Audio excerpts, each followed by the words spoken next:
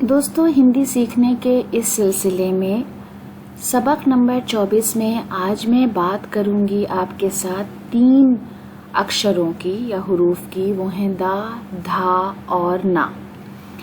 तो सबसे पहले बात करते हैं दा पर। दा की जो शक्ल है वो इस तरह है और जो आवाज़ है दा की वो दाल अलिफ की जिस तरह होती है वो है। उर्दू इक्वलेंट इसका दाल है। जो भी अल्फाज इससे लिखे जाते हैं वो इस से लिखे जाएंगे। अगर इसकी इनिशियल फॉर्म की बात करें तो वो दा के नीचे एक हलंक लगाते हैं और आधा दा, यानी जहां पर भी दा की आवाज़ कम है उस पे ज़्यादा एम्फेसिस नहीं है, वो इस तरह से लिखते हैं। तो अब यहाँ पर सबसे पहले मैंने लिया है दल। दल आप जानते हैं जैसे पार्टी या गिरोह या इस तरह की चीज़ों के लिए उर्दू में दाल है। अगर आप इसको दिल लिखना चाहते हैं तो आप इसमें एक छोटी ई की मात्रा लगा देंगे तो वो बन जाएगा दिल। उसके बाद है दर्जी, दलिया, दबंग, दानवीर। दानवीर बोलते हैं सखी को। दरवाज़ा, दखल अंदाजी। फिर है दरिद्रता। दरिद्रता में आप देख सकते हैं दा, रा में छोटी ई की मात्रा, फिर दा, उसके अंदर एक नीचे रा लगा हुआ है और फिर ता में आ की मात्रा। दरिद्रता बोलते हैं गुर्बत को। दूरबीन, दरकार, दुर्दशा यानी खराब हालत। दा में छोटी ऊ की मात्रा, फिर दा, उसके ऊपर रा, शा में आ की मात्रा। रा की जितनी भी शक्लें हैं इन पर हम तफसील से बात रा जब भी हम करेंगे उस हर्फ को तब हम तफसील से बात करेंगे। फिर है दक्षिण, दंपत्ति। दक्षिण का मतलब होता है जुनूब, दंपत्ति का मतलब होता है जो शादीशुदा जोड़े हैं। फिर दफ्तरी।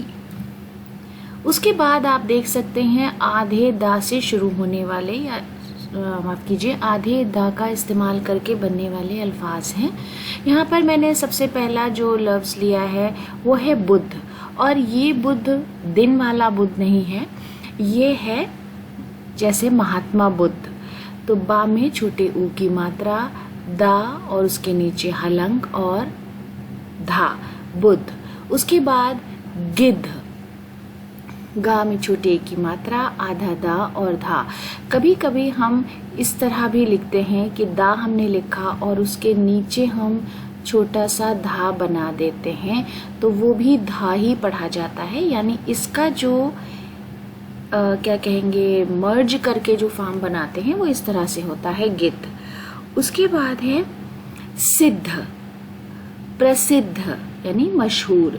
और यहाँ पर आप देख सकते हैं जहाँ जहाँ भी हमने दा और हा लगाया है दा के ऊपर एक तशदीद है, तो आवाज़ पर गौर कीजिए। फिर है कद्दू, योद्धा, बुद्धिमान। योद्धा का मतलब होता है लड़ने वाला, फौजी, और बुद्धिमान का मतलब होता है समझदार। उसके बाद हम बात करेंगे धा की। धा की फॉर्म ये है, शक्ल ये है, और उर्दू में जो धा की आवाज़ है वो दाल दो चश्मी है और अलिफ के साथ है, और उर्दू इक्वलेंट दाल और दो चश्मी है से बनने वाले अल्फाज हैं।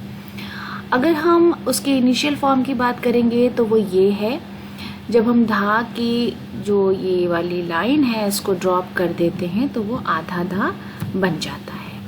सबसे पहले लफ्ज़ है धन,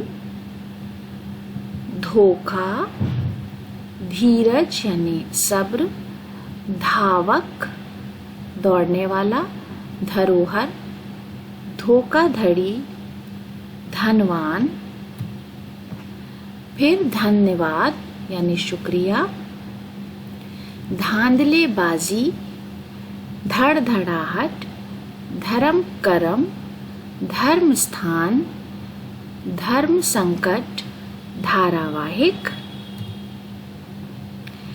फिर आधे धा का इस्तेमाल करके जो हम अल्फाज बनाते हैं उसमें सबसे पहला जो लफ्ज़ लिया है वो है ध्यान।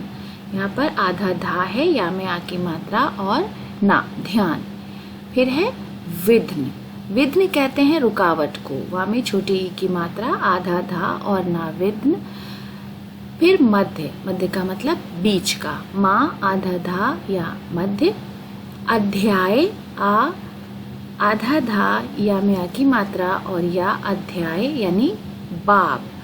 अध्ययन, आ आधा धा फिर पूरा धा या ना अध्ययन। फिर साध्वी। तो ये वो अल्फाज हैं मिसाल के लिए जिसमें आधे धा का इस्तेमाल हुआ है। उसके बाद हम बात करेंगे ना पर। ना का जो भी ना की आवाज है वो नून अलिफ की जैसे है उर्दू में, उसी तरह से हिंदी में ना की आवाज है। और अगर इक्विवेलेंट की या मुतबादिल की बात करेंगे तो वो है नून।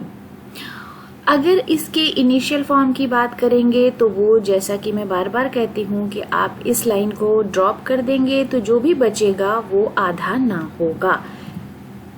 अब यहाँ पर सबसे पहले मैंने जो लफ्ज लिया है वो है नोक। ना में ओ की मात्रा और का नोक यहाँ पर लिखा हुआ है उर्दू में भी। फिर है निबंध।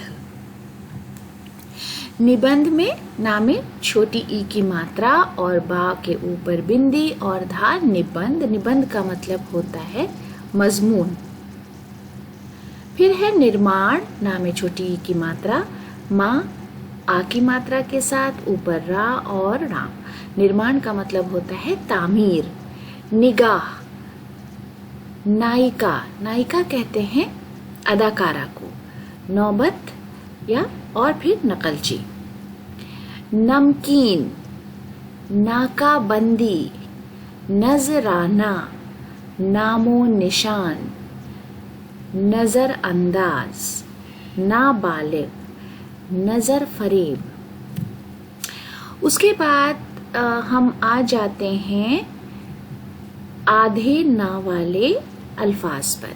यहाँ पर सबसे पहला जो लफ्ज मैंने लिया है वो है कन्या। कन्या का मतलब होता है लड़की।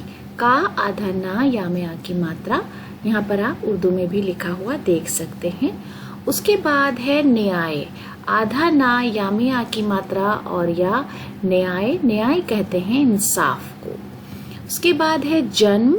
जा आधा नामा जन्म। जन्म कहते हैं पैदाइश को। उसके बाद है अंतर। अंतर कहते हैं फर्क को। बंदर हम सब जानते हैं। फिर है समंदर और सिकंदर। एक खास बात यह है कि कुछ अल्फाज ऐसे होते हैं कि जिनको हम जब लिखते हैं तो हम आधे ना के बजाय ऊपर उसके बिंदी लगा देते हैं। जैसे हमने यहाँ पर लिखा अंतर, तो यहाँ पर हम बिंदी लगा देंगे तो वो भी ना की ही आवाज, जो ये वाली आवाज है, वो हमें बताएगी। तो अंतर। और या फिर जैसे बंदर है तो हम उसके ऊपर भी इस तरह से अगर बिंदी लगा देंगे और फिर दा और रा तो वो बन जाएगा बंदर। तो आप इस तरह से भी लिखा देखेंगे। और इसी तरह से समंदर में भी अगर हम यहाँ पर बिंदी लगा देंगे और इस छोटे से ना को ड्रॉप कर देंगे तो वो जो बिंदी है वो ना का इक्विवेलेंट ही होगी, क्योंकि यहाँ पर भी आवाज जैसे बहुत इंडिपेंडेंट आवाज ना की नहीं है। उसी तरह से हम सिकंदर भी लिखते हैं। तो कभी भी ये कंफ्यूज मत होइएगा कि यहाँ पर आधा ना नहीं है। कुछ अल्फाज हैं जिनमें हम नहीं ड्रॉप कर सकते हैं, जैसे जन्म है, इसमें आपको आधा ना लिखना होगा। कन्या है, न्याय में तो बिल्कुल लिखना है ना। तो लेकिन जो इस तरह के जहां पर आप ड्रॉप कर सकते हैं, अंतर, बंदर, समंदर, सिकंदर, तो यहाँ पर आप इससे काम चला सकते हैं। तो दोस्तों, ये आज के वीडियो के लिए हमारी पेशकश थी। वीडियो आपको कैसा लगा, आपके कमेंट्स का हमें कमेंट्स बॉक्स में इंतज़ार रहेगा। वीडियो देखने के लिए बहुत बहुत शुक्रिया।